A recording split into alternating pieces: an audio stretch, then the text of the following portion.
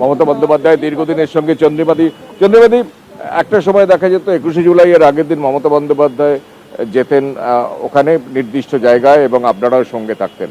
আজকে প্রেক্ষাপট বদলে গেছে, দুটো তৃণমূলের 21শে জুলাই, আপনি মেয়র রোডের 21শে জুলাইয়ে থাকছেন। দিন পাল্টেছে, দিন পাল্টায়, সময়ও পাল্টায়। আমি তো অনেকবার আগেও বলেছি, সময়ের সঙ্গে সঙ্গে নিজেদেরও পাল্টাতে হয়। আপনাদের এই প্রথম 21শে জুলাই যেখানে মমতা বন্দ্যোপাধ্যায় থাকবেন না, এটা মমতা বন্দ্যোপাধ্যায় থাকা না থাকার ব্যাপার নয়, এটা হচ্ছে শহীদ তর্পণ, শহীদদের তর্পণের দিবস। এটা 21শে জুলাই 13 জন শহীদ প্রাণ দিয়েছিলেন। তারা কংগ্রেস করতেন তখন তারা প্রাণ দিয়েছিলেন। আমরা সেই শহীদদের স্মরণ করছি। এটা কে থাকলো না বড় কথা না। এই তো বোধ ছিল না যখন 21শে জুলাই হয়েছিল, উনি যেই পার্টিতে বিলং করতেন সেই পার্টি তো ওয়াজ দ্য পার্টি উইচ যা যে গুলি চালিয়েছিল। তা এখানে দাঁড়িয়ে তা আমরা তো, আপনারা তো জানেন, আমরা তো we are waiting for the permission and if not we are moving the court, let's see what will be decide. আজকে গান্ধী মূর্তির পাদদেশে যান হিতব্রত শিবিরের বিধায়ক যারা, তারা কিন্তু আজকে গান্ধী মূর্তির পাদদেশে যান এবং সেখানকার জায়গা তারা খতিয়ে দেখেন এবং তাদের যে দাবি করা হচ্ছে তাদের তরফে, পুলিশের তরফে তাদের সভার অনুমতি দেওয়া হয়েছে এবং যে জায়গায় সভা করার অনুমতি দেওয়া হয়েছে সেই জায়গা খতিয়ে দেখতে আসে ঋতব্রত শিবির। 21শে জুলাই আপনারা এখানে পুলিশের অনুমতি পেয়েছেন বা কিভাবে করবেন?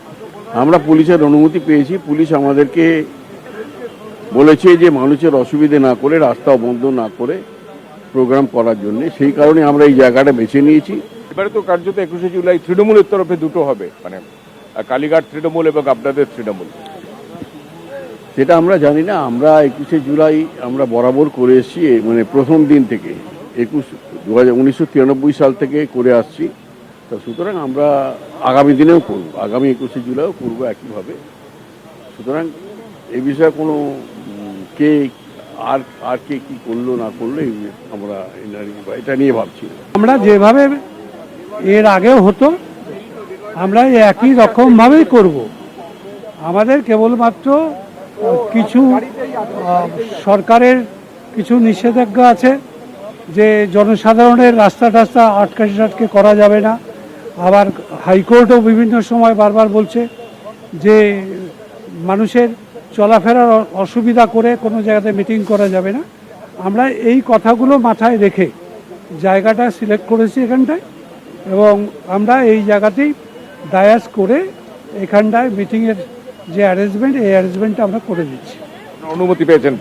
আমরা এখানটা অলরেডি অনুমতি পেয়ে গেছি। আমরা আশা করি যে 21শে জুলাই যেভাবে প্রতি বছর দক্ষিণ কলকাতা থেকে মানুষ আসেন, এবারও তারা আসবেন।